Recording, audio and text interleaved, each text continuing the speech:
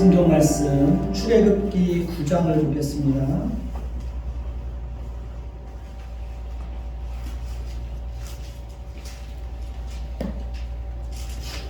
출애굽기 9장 1절부터 7절까지 보겠습니다.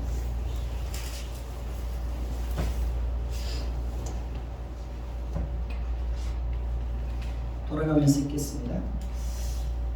여호와께서 모세에게 이르시되 바로에게 들어가서 그에게 이르라. 히브리 사람의 하나님 여호와께서 말씀하시기를 내 백성을 보내라. 그들이 나를 섬길 것이니라. 내가 만일 그의 길을 거절하고 억지로 잡아가면 여호와의 손이 들에 있는 내 가축 곧 말과 나귀와 낙타와 소와 양에게 도하리니 심한 돌림병이 있을 것이며 여호와 이스라엘의 가축과 애굽의 가축을 구별하리니 이스라엘 자손에게 속한 것은 하나도 죽지 아니리라 하셨다 하라 하시고 여호와께서 기한을 정하여 이르시되 여호와가 내일 이 땅에서 이 일을 행하리라 하시더니 이튿날에 여호와께서 이 일을 행하시니 애굽의 모든 가축은 죽었으나 이스라엘 자손의 가축은 하나도 죽지 아니한지라. 바로가 사람을 보내어 본즉 이스라엘의 가축은 하나도 죽지 아니하였더라. 그러나 바로의 마음이 완강하여 백성을 보내지 아니하니라. 아멘. 우리 서로 한번 인사 한번 해보십시다. 밝게 한번 인사 한번 해보십시다. 참 잘하셨습니다. 사랑하고 축복합니다. 네. 우리는 지난주에 이어서 5번째 재앙에 대해서 살펴보려고 합니다. 하나님은 모세를 바로 왕에게 보내서 뭐라고 말씀하셨습니까? 내 백성을 보내라. 그들이 나를 섬길 것이니라 라고 말씀하셨습니다. 오늘 말씀 2절을 보면 뭐라고 말씀하십니까? 내가 만일 보내기를 거절하고 또 억지로 잡아두면 하나님께서 어떻게 하시겠다고 말씀하십니까? 3절을 보면 여호와의 손이 들에 있는 내 가축 곧 말과 나귀와 낙타와 소와 양에게 토하리니 심한 돌림병이 있을 것이며 라고 말씀하고 있습니다. 그러나 하나님께서 애굽 땅에 그렇게 무서운 재앙을 내리시면서도 이스라엘 백성들에게는 어떻게 하시겠다고 말씀하고 있습니까? 4절을 보면 여호와가 이스라엘의 가축과 애굽의 가축을 구별하여 이스라엘 자손에게 속한 것은 하나도 죽지 않게 하시겠다라고 말씀을 하십니다. 5번째 재앙은 생명과 직결되어 있습니다. 하나님은 애굽 사람들이 키우는 가축들을 치시겠다고 말씀을 하고 있습니다.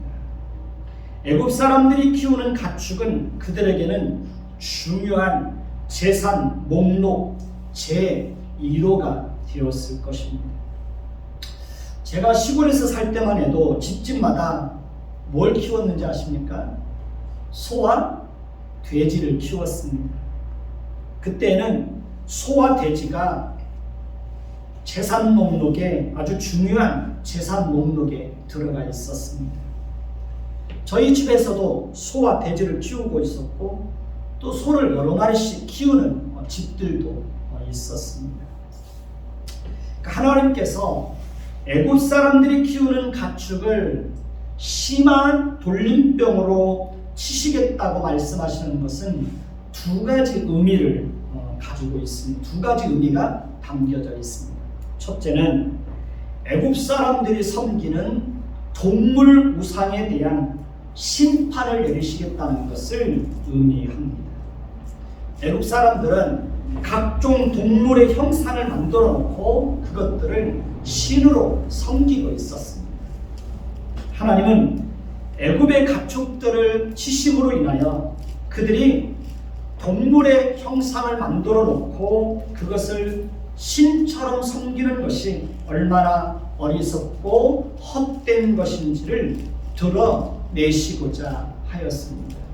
오늘날에도 사람들이 각종 동물의 형상을 만들어 놓고 그것을 신처럼 섬기는 사람들이 있습니까? 없습니까? 그런 사람들이 많이 있습니다.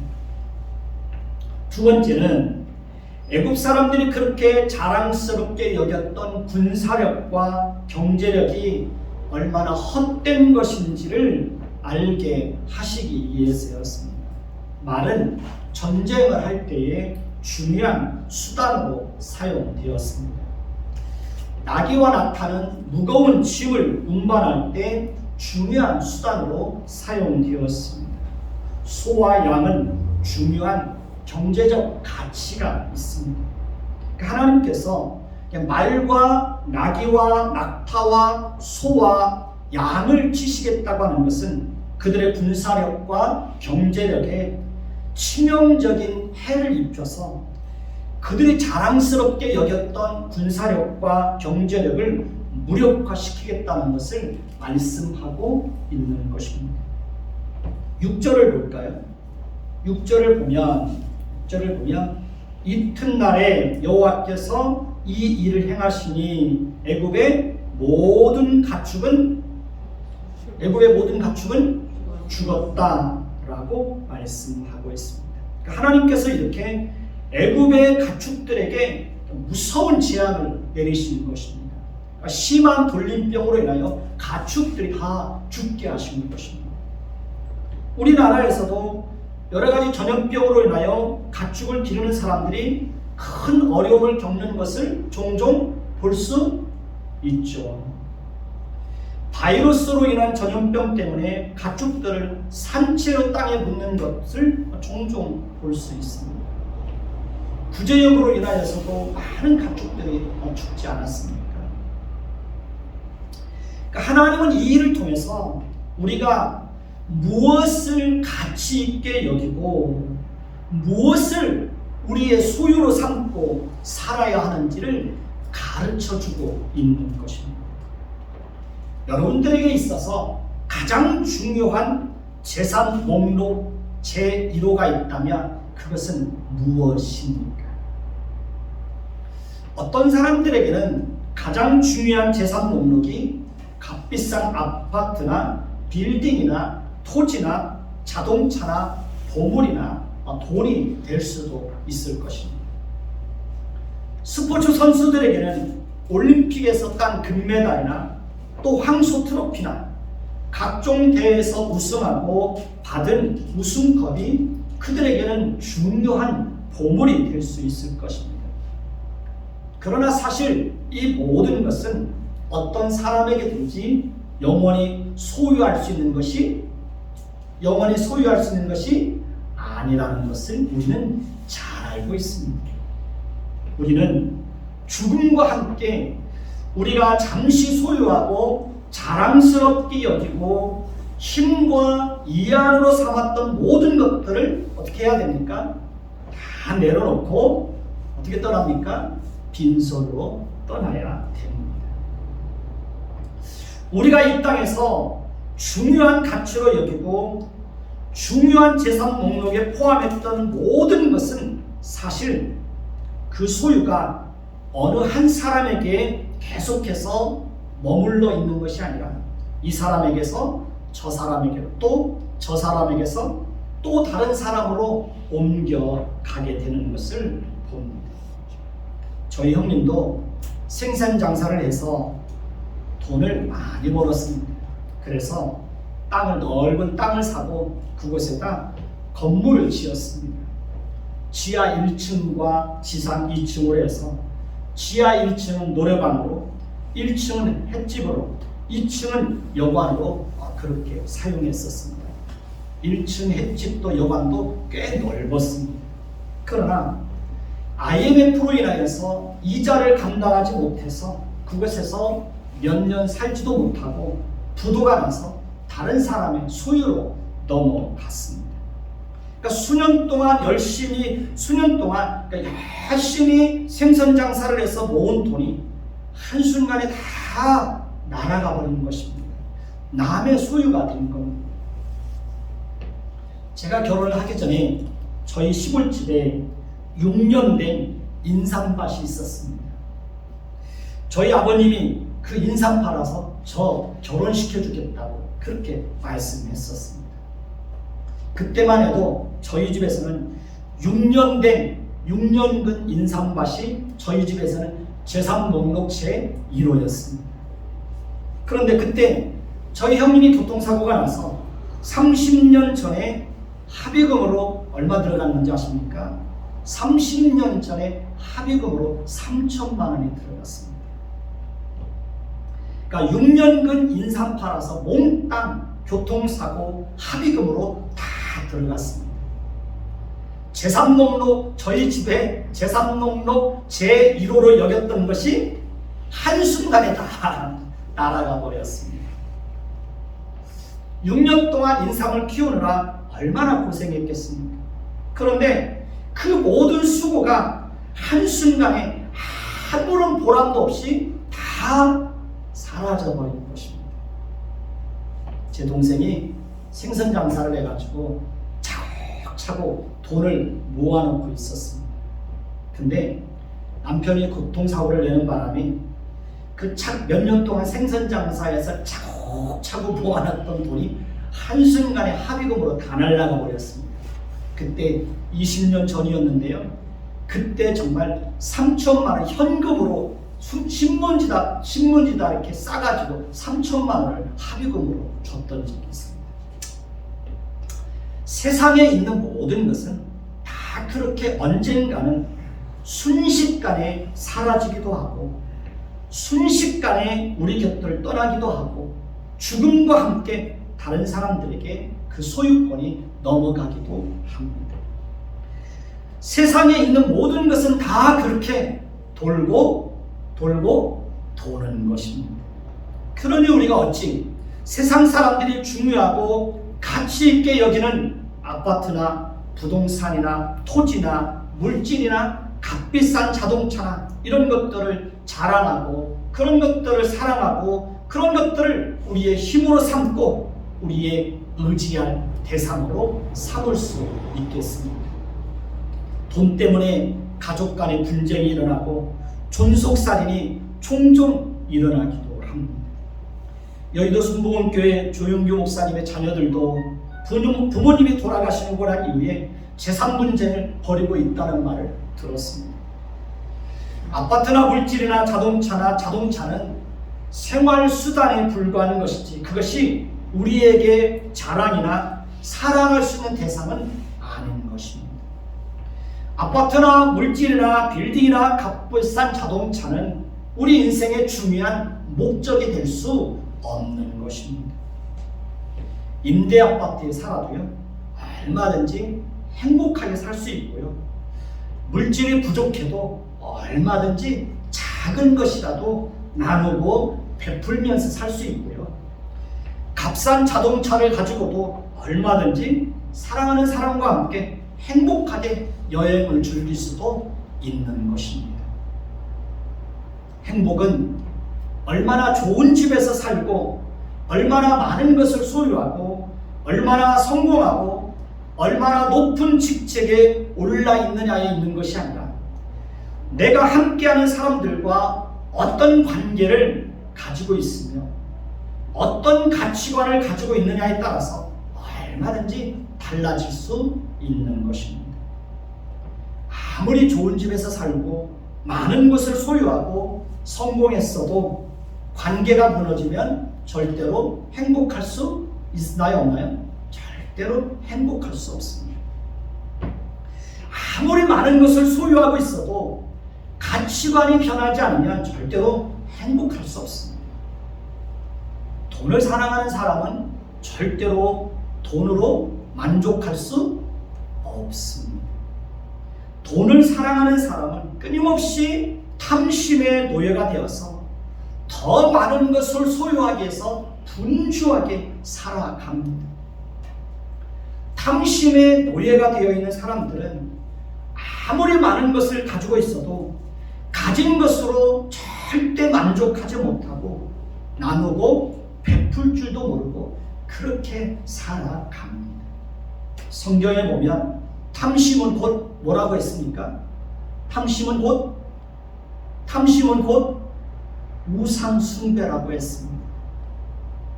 탐심은 끊임없이 더 많은 것을 가지려고 지나치게 욕심을 부리는 겁니다. 그게 탐심입니다. 그러니 그 속에 무슨 행복이 있고 나눔이 있고 섬김이 있을 수 있겠습니까? 탐심의 노예가 되어서 살다 보면 잘못된 유혹에 빠져서 오히려 더 큰 근심과 고통에 빠지게 되는 것을 얼마든지 우리는 주변에서 볼 수 있습니다. 지나치게 물질을 쫓아서 살고 지나치게 돈을 사랑하고 지나치게 움켜쥐고 살던 사람들이 오히려 그것 때문에 더 큰 고통을 당하는 것을 우리는 주변에서 종종 볼 수 있습니다. 제가 요즘 새벽마다 하나님 앞에 진지하게 기도하는 것이 있습니다. 그것이 뭔지 아십니까? 제가 새벽마다 이런 기도를 드립니다. 하나님께서 우리와 우리 자녀들의 왕이 되어주세요. 하나님께서 우리와 우리 자녀들의 인생의 주인이 되어주세요. 하나님께서 통치하여 주세요. 하나님께서 가장 선하고 아름답고 복된 길로 우리와 우리 자녀들의 인생을 이끌어 주세요. 제가 이렇게 기도하는 중요한 이유는 하나님께서 우리의 왕이 되어서 우리를 다스려 주시고 하나님께서 우리 인생의 주인이 되어서 우리와 우리 자녀들의 인생을 인도해 주시는 것이 가장 선하고 아름답고 복되다는 사실을 너무나 잘 알고 있기 때문에 그렇습니다. 하나님께서 우리와 우리 자녀들의 인생의 주인이 되어서 우리와 우리 자녀들의 인생을 인도해 주시면 우리와 우리 자녀들은 절대로 인생을 살면서 길을 잃고 방황하거나 잘못된 일에 빠지지 않을 것입니다. 하나님이 우리의 왕이 되어서 우리를 지키시고 보호해 주시는 것이 가장 안전하고 복이 될 것입니다. 하나님은 저와 여러분들이 인생의 주인이 되어서 자기 마음대로 자기 인생을 주장하면서 사는 것을 결코 하나님은 기뻐하지 않습니다. 하나님은 저와 여러분들이 물질을 주인으로 삼고 사는 것을 결코 기뻐하지 않습니다. 예수님께서도 한 사람이 두 주인을 섬길 수 없다고 분명하게 말씀을 하셨습니다. 예수님은 우리가 하나님과 물질을 겸하여 섬길 수 없다고 말씀하셨습니다. 우리가 하나님을 더 사랑하면 물질을 덜 사랑하게 되는 것은 자연스러운 것입니다. 우리가 물질을 더 사랑하면 하나님을 덜 사랑하게 되는 것은 너무나 자연스러운 것입니다. 우리 욥기 31장을 한번 찾아보십시다. 욥기 31장입니다.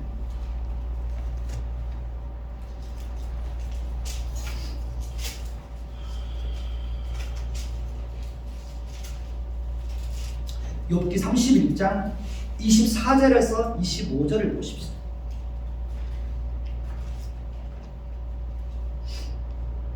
욥기 31장 24절에서 25절입니다. 제가 먼저 읽습니다.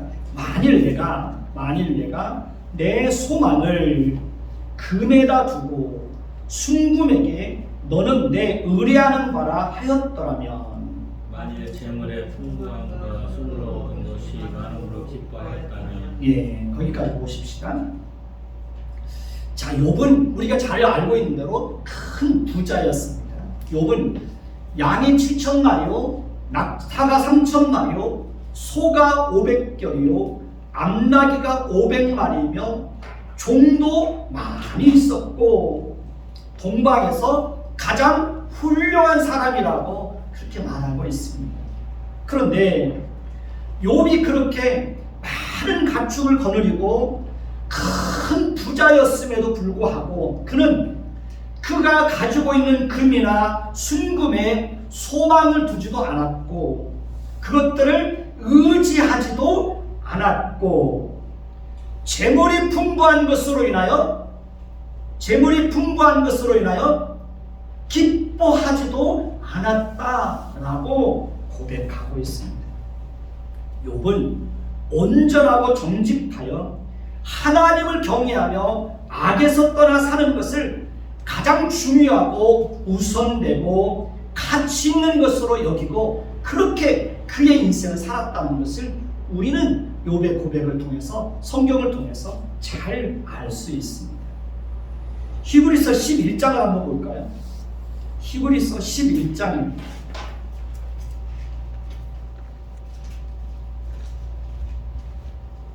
히브리서 11장 24절에서 26절을 보십시다. 히브리서 11장 24절에서 26절입니다. 자, 돌아가면서 읽겠습니다. 히브리서 11장 24절부터 26절입니다. 제가 먼저 읽습니다.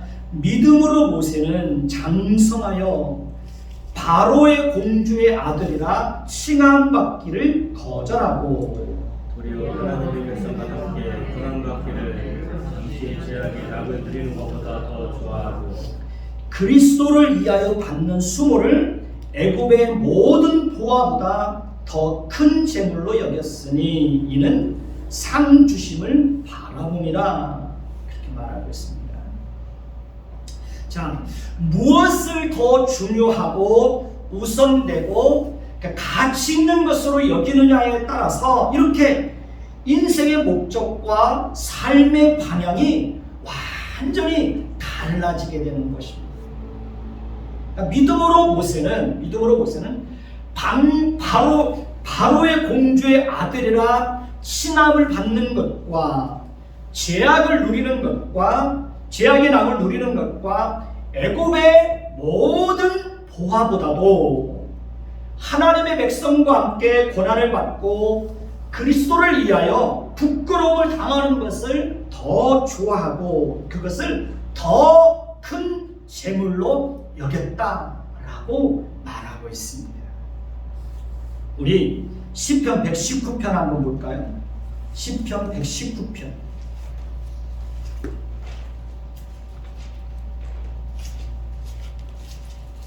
시편 119편 56절을 한번 보십시오.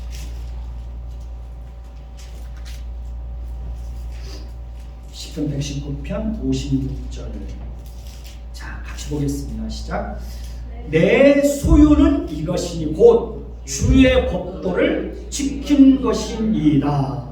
다윗은 그러니까 금이나 물질을 자신의 소유나 중요한 재산으로 여기는 것이 아니라 하나님의 말씀을 지키는 것을 자신의 무엇으로 삼았다는 겁니까?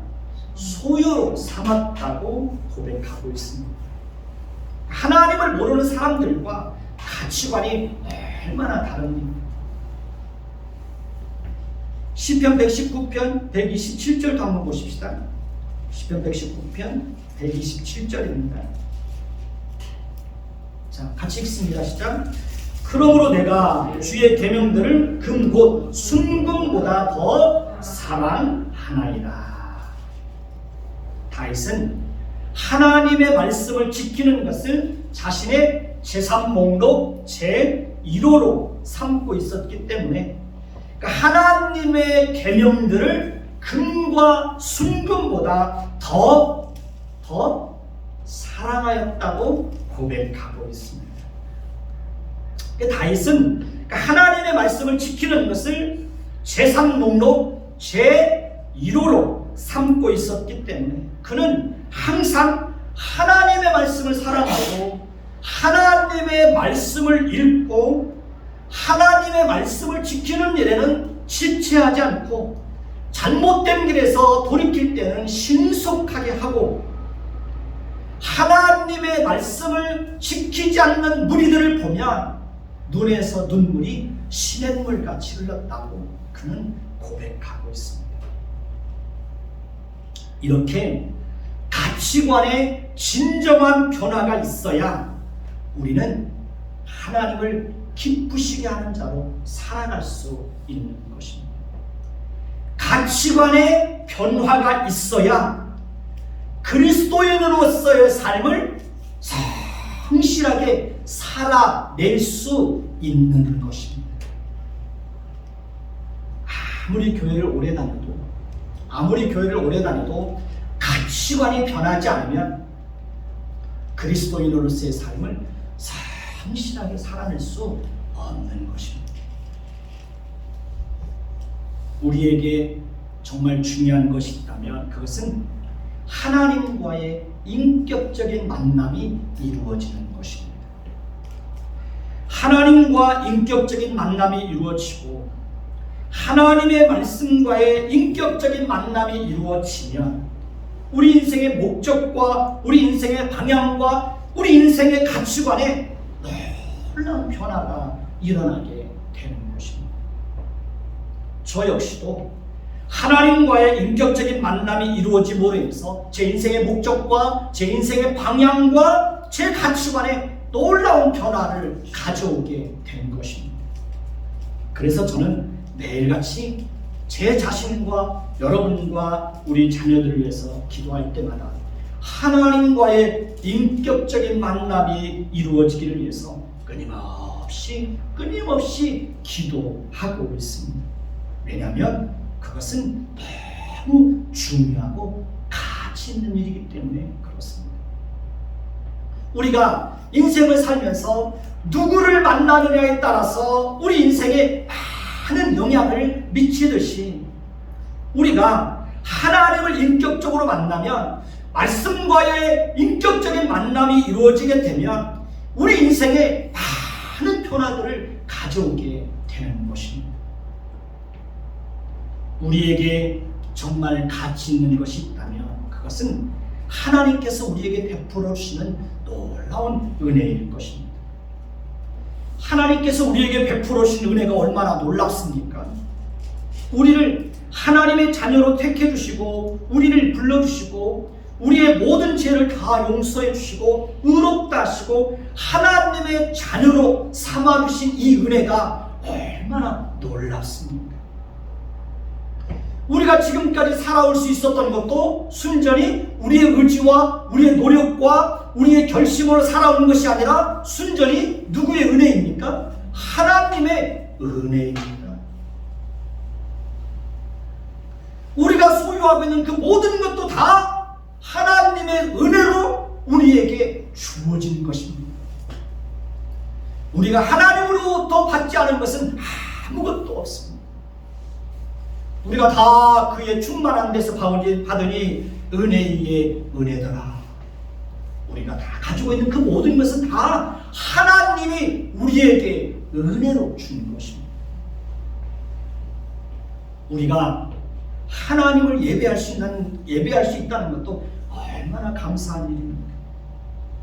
우리가 믿음으로 살 수 있는 것도 하나님의 은혜입니다. 앞으로도 하나님은 우리에게 끊임없이 저와 여러분들이 이 땅에서 인생을 살아가는 동안 하나님은 저와 여러분들에게도 끊임없이 하나님의 은혜를 베풀어 주실 것입니다. 하나님은 끊임없이 우리에게 은혜 위에 은혜를 도와주시고 우리는 이 땅에서 살아가는 동안 하나님의 은혜를 풍성하게 경험하게 될 것입니다. 솔직히 우리는 하나님의 은혜가 아니면 살아갈 수가 없습니다. 따라서 우리는 끊임없이 하나님의 은혜를 구해야 되는 것입니다. 우리 가정과 생업과 자녀들에게도 하나님께서 은혜를 베풀어 주시기를 위해서 우리는 끊임없이 기도해야 합니다. 하나님의 은혜가 우리에게 끊임없이 임한다면 우리도 에녹이나 노아나 요셉이나 다니엘처럼 우리가 어떤 곳에 있든지 무엇을 하든지 우리도 하나님을 성실하게 섬기는 자들로 우리의 인생을 살아가게 될 것입니다. 그러니 우리에게는 하나님의 은혜에 대한 갈망이 있어야 합니다. 여러분들 속에 하나님의 은혜에 대한 갈망이 있습니까? 하나님의 은혜에 대한 갈망이 있어요? 말씀에 대한 갈망이 있습니까?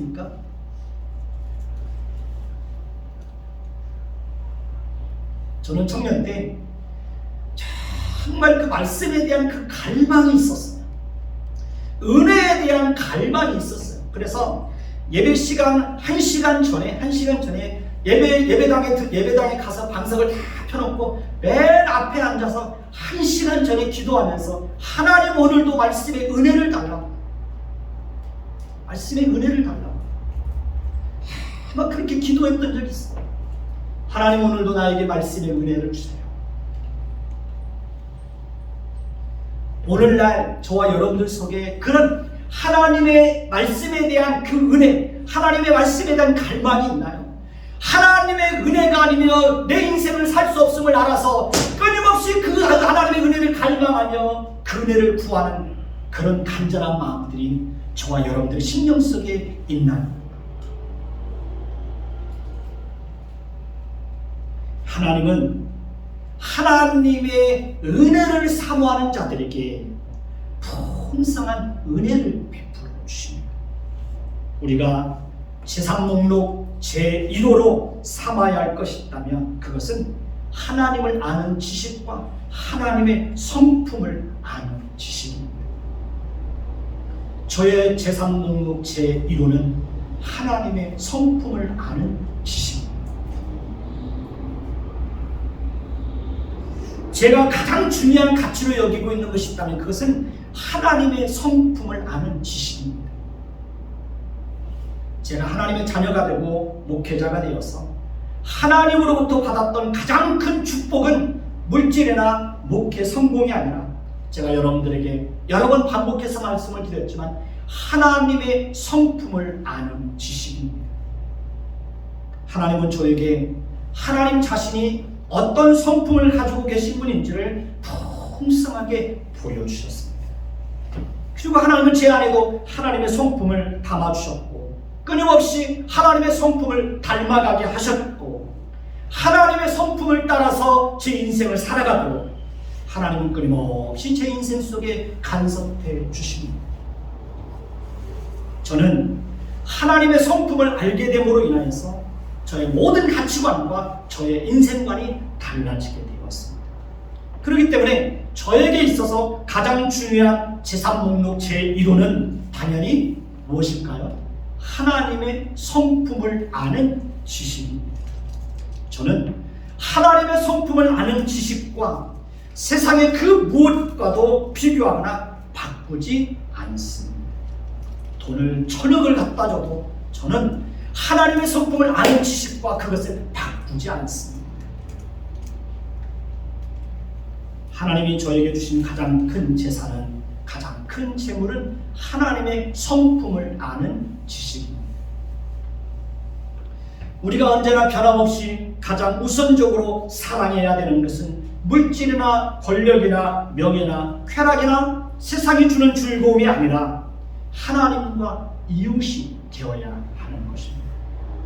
그래서 저도 매일같이 마음을 다하고 성품을 다하고 뜻을 다하고 힘을 다하여 하나님과 이웃을 진심으로 사랑할 수 있는 은혜를 달라고 끊임없이 하나님 앞에 기도합니다. 우리가 하나님을 진심으로 살아가면 우리 마음 가운데 큰 행복이 찾아오게 됩니다. 우리가 누군가를 진심으로 사랑하면 우리 마음 가운데 큰 평안이 찾아오게 됩니다. 누군가를 미워하고 싫어하는 것은 정말 마음이 불편하고 괴로운 것입니다. 누군가를 진심으로 사랑하는 것도 결코 쉽지 않습니다. 누군가를 진심으로 사랑하는 것도 참 쉽지 않습니다. 우리가 인생을 살아오면 그 충분히 알 수 있잖아요. 누군가를 진심으로 사랑하는 것도 참 어렵습니다. 형식적으로야 뭐 어떤 사랑하는 것처럼 보여질 수도 있고, 형식적으로야 사랑한다고 말할 수도 있지만, 정말 마음에서 우러나는 진심 어린 사랑으로 누군가를 사랑한다는 것은 참 어렵습니다. 그리고 누군가를 미워하고 싫어하는 것도 참 마음이 불편합니다. 그러지 않나요? 그러지 않나요? 내 마음속에 누군가를 미워하는 마음이 있어요. 내 마음속에 누군가를 싫어하는 마음이 있어요. 그 마음을 가지고 살아가는 우리 마음 가운데 편안함이 있나요? 있어요, 없어요? 아니, 편하지 않습니다. 정말 불편합니다. 정말 불편해요. 그리고 누군가를 미워하면서 살아간다는 것은 참 고통스러운 것입니다. 사랑하는 것도 어렵지만 누군가를 미워하고 싫어하면서 살아가는 것도 참 힘든 것입니다. 하나님은 이미 저와 여러분들에게 놀라운 사랑을 보여주셨습니다. 십자가를 통해서, 예수님의 십자가의 죽음을 통해서 우리에게 큰 사랑을 베풀어 주셨습니다. 우리는 이미 하나님으로부터 놀라운 사랑을 경험한 자들입니다. 그렇기 때문에 우리도 당연히 누구를 사랑해야 됩니까? 하나님을 사랑해야 됩니다.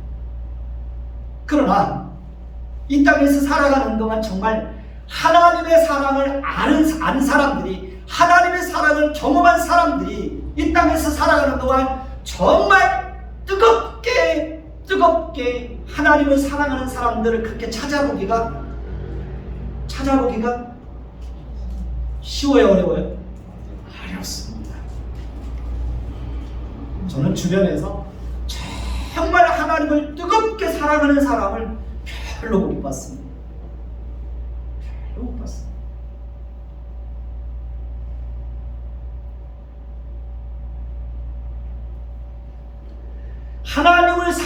하나님의 사랑을 아는 것만큼 그 사람은 하나님을 사랑할 수 있고요. 하나님을 사랑하는 것만큼 그 사람은 하나님으로부터 사랑을 받게 되어 있습니다. 하나님을 가까이 하는 자들이 하나님으로부터 가까이 여김을 받고요. 하나님을 존중히 여기는 자들이 하나님으로부터 존중히 여김을 받는 것입니다.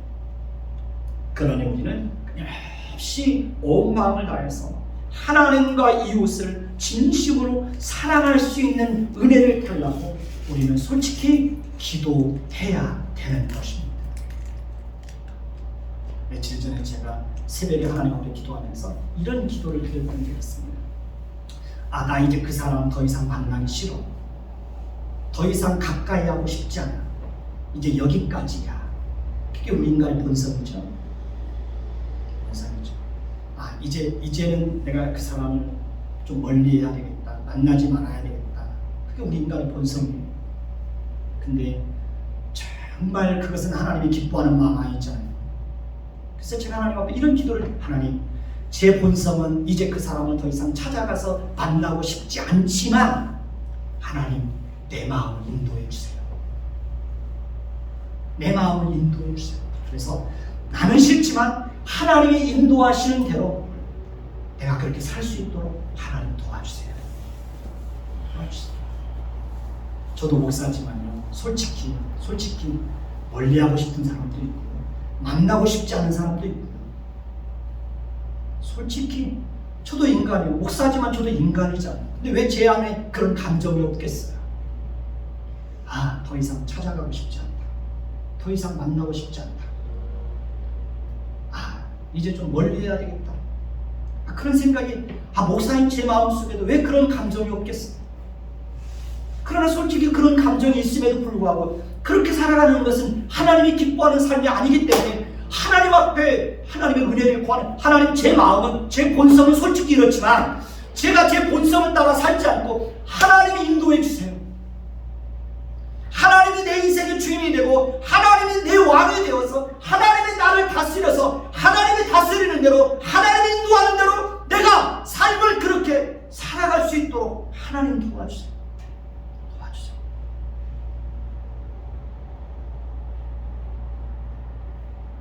하나님이 우리에게 주신 큰 계명을 둘로 딱 나누면 하나님 사랑, 그 다음에 뭐예요? 하나님 사랑, 이웃 사랑이잖아요. 하나님에 대한 사랑은 당연히 이웃 사랑으로 나타나야 되는 거예요. 우리가 눈에 보이지 않는 하나님을 어떻게 사랑할 수 있겠어요? 눈에 보이지 않는 하나님에 대한 사랑이 당연히 누구에게 나타나는 거예요? 이웃에게 나타나는 거예요. 나와 관계된 사람들에게 나타나는 거예요. 그렇기 때문에 나와 관계된 사람들, 이웃들을 내가 진심으로 사랑하지 못한다면 사실은 내 안에 뭐가 없는 거예요? 하나님을 사랑하는 마음이 없다는 것을 그렇게 표출하는 거예요. 내가 정말 하나님을 사랑하는 마음이 있다면 이웃을 진심으로 사랑하지 못하고 나의 관계된 사람들을 진심으로 사랑하지 못하면 내 마음속이 불편해야 돼요. 불편해야 돼요. 내 마음속에 그것이 고통으로 남아있어야 돼요. 그게 정상적인 거예요. 누군가를 미워하는데도 불편하지 않다, 내 마음속에 고통이 없다, 그것은 사실은 내 마음속에 하나님을 사랑하는 마음이 없다는 것을 감정으로 그렇게 드러내는 거예요.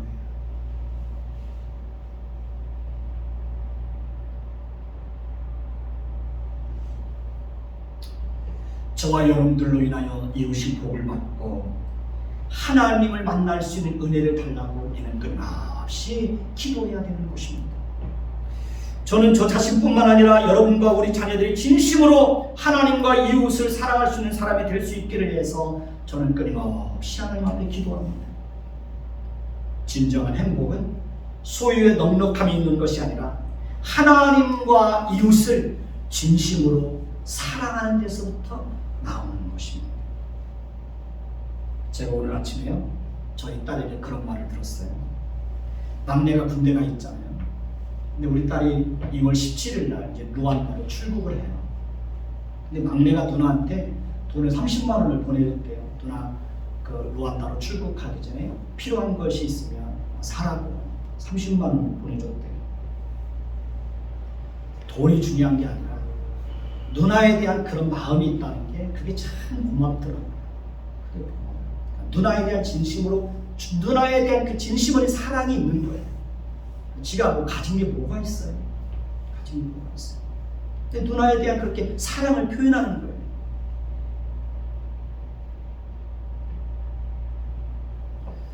형제가 서로 그렇게 서로 사랑하고 서로 나눠주고 섬겨주고 베풀고 그렇게 살아가는 모습을 보면 마음이 얼마나 좋죠. 제가 우리 막내를 보면 꼭 저의 청년 때의 모습을 보는 것 같아요. 제가 청년 때 늘 그렇게 손을 피고 살았어요. 청년 때 늘 손을 피고 살았어요.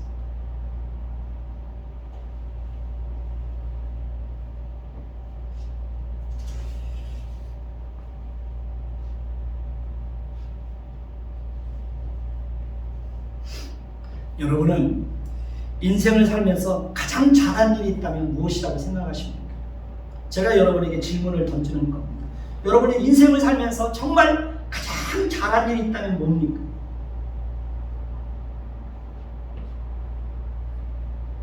저는 제가 인생을 살면서 가장 잘한 일이 뭐냐면 그건 하나님을 믿게 된 겁니다. 내가 믿은 것이 아니라 하나님의 은혜를 주셔서 하나님을 믿게 된 거죠. 그것이 인생을 살면서 제가 가장 잘한 일입니다. 왜냐하면 하나님을 알고 하나님을 섬기게 됨으로 인해서 제 인생의 목적과 제 인생의 방향과 제 모든 것들이 다 변했기 때문에 그렇습니다. 여러분은 인생을 살면서 가장 잘하는 것이 무엇이 있습니까?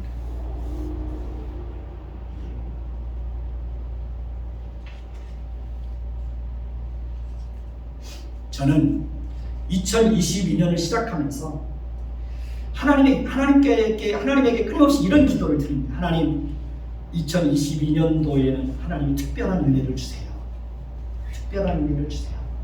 2022년도에는 정말 그 내 생애 속에서 잊지 못할 그런 한 해가 되게 도와주세요. 영원히 내 생애 속에서 평생 잊을 수 없는 기억이 될 만한 그런 은혜, 그런 한 해가 될 수 있도록 하나님 도와주세요.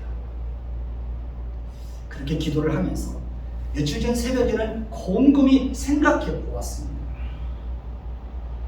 하나님께서 내가 하나님에게 특별한 은혜를 달라고 기도하는데 하나님이 정말 나에게 주시고자 하시는 특별한 은혜, 그것은 무엇일까? 무엇일까? 여러분이 하나님에게 특별한 은혜를 구한다면 여러분들은 하나님께서 여러분들에게 어떤 특별한 은혜를 주셨으면 좋겠습니까? 한번 생각해 보십시오.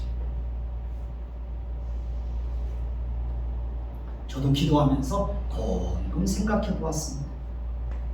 내가 하나님 앞에 특별한 은혜를 달라고 기도하는데 과연 하나님이 나에게 내가 원하는 것이 아니라 하나님이 나에게 주고 싶어 하시는 그 특별한 은혜, 그것은 무엇일까?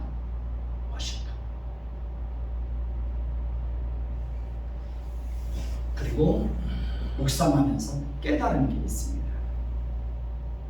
하나님이 우리에게 주시고자 하시는 그렇게 주고 싶어하는 특별한 은혜, 그것은 바로 하나님을 진심으로 사랑하는 것.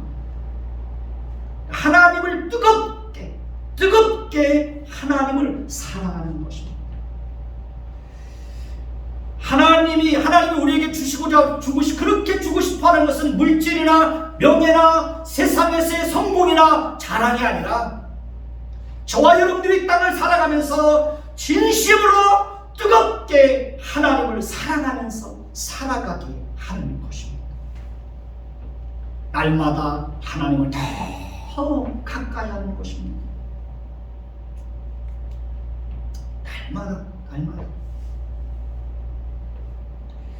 날마다 하나님의 성품을 더 풍성하게 닮아가는 것입니다. 어떤 상황 속에서도 믿음으로 사는 것입니다. 하나님을 기쁘시게 하는 자로 살아가는 것입니다. 무엇을 하든지 하나님의 영광을 위해서 살아가는 것입니다. 하나님은 우리에게 그런 특별한 은혜를 주고 싶어 하는 것입니다. 그러고 보니 묵상을 하면서 내린 결론이, 하나님은 나에게 오늘날에 하나님은 나에게 특별한 은혜를 주고 있구나. 늘 하나님을 가까이 하게 하고 하나님을 사랑하고 이웃을 사랑하기 위해서 몸부림치게 하시고 하나님의 성품을 따라서 인생을 살아가게 하려고 끊임없이 제 삶을 간섭해 주시고 그렇게 살아가는 것이 하나님이 나에게 주신 특별한 은혜라는 사실을 깨닫게 되었습니다. 요즘처럼 재앙이 넘치는 시대에 하나님께서 우리에게 그런 은혜를 주신다면 그것이 바로 하나님께서 우리에게 주시는 특별한 은혜가 될 것입니다. 하나님의 특별한 은혜는 애굽에 있는 고센 땅에 머물고 있던 하나님의 백성들에게도 임했습니다. 하나님은 애굽에 있는 모든 가축들에게는 심한 돌림병이 임하게 하여 그들로 하여금 재산에 큰 피해를 입게 하였지만 고센 땅에 있는 하나님의 백성들의 가축은 하나도 죽지 않게 하였습니다. 이 시대는 정말 하나님의 특별한 은혜가 필요합니다. 하나님의 은혜가 아니면 우리는 살 수 없기 때문에 그렇습니다. 사랑하는 성도 여러분, 하나님 앞에 특별한 은혜를 구하십시오. 그것은 물질이나 세상에서의 성공이나 세상에서의 영광이 아니라 곧 뭐예요? 하나님이 우리에게 그렇게 주고 싶어하는 특별한 은혜가 뭐예요? 하나님을 뜨겁게 사랑하는 거죠. 내가 그 사람을 멀리하고 싶고 만나고 싶지 않아도 내가 나와 관계된 사람 한 사람들을 어떻게 해요? 진심으로 사랑하기 위해서 노력하는 거예요. 그리고 언제나 변함없이 하나님을 가까이 하는 거예요. 믿음으로 사는 거예요. 하나님의 성품을 따라서 우리의 인생을 살아가는 거예요. 그것이 오늘을 살아가는 저와 여러분들에게 하나님이 그렇게 주고 싶어 하시는 뭐예요? 특별한 은혜예요. 그래서 한 주간 동안에도 하나님 앞에 그렇게 기도하십시오. 하나님, 올 한 해를 살아가는 동안 특별한 은혜를 주세요. 그 은혜로 우리의 인생을 살아가도록 복을 주세요. 그렇게 기도하는 저와 여러분들이 되시길 예수님의 이름으로 축원해 드리겠습니다. 기도하겠습니다. 하나님, 이 시대는 하나님의 은혜가 아니면 살아갈 수가 없습니다. 재앙이 창궐하고요, 악이 넘쳐나고요, 우리의 마음은, 사람들의 마음은 점점 더 완악해지고 강팍해지고 우리의 마음은 점점 무뎌지고요, 우리는 점점 더 하나님으로부터 우리의 마음이 멀어지고 있습니다. 하나님에 대한 사랑은 멀리하고 물질을 사랑하고 또 하나님을 멀리하고 그렇게 살아갑니다. 마땅히 우리와 관계된 사람들을 진심으로 사랑해야 됨에도 불구하고 그렇게 살지 못하고 우리가 살아갑니다. 하나님, 이러한 때에 하나님이 원하는 특별한 은혜를 주셔서 우리가 하나님이 기뻐하는 인생을 살아가도록 하나님 우리에게 끊임없이 복을 주옵소서.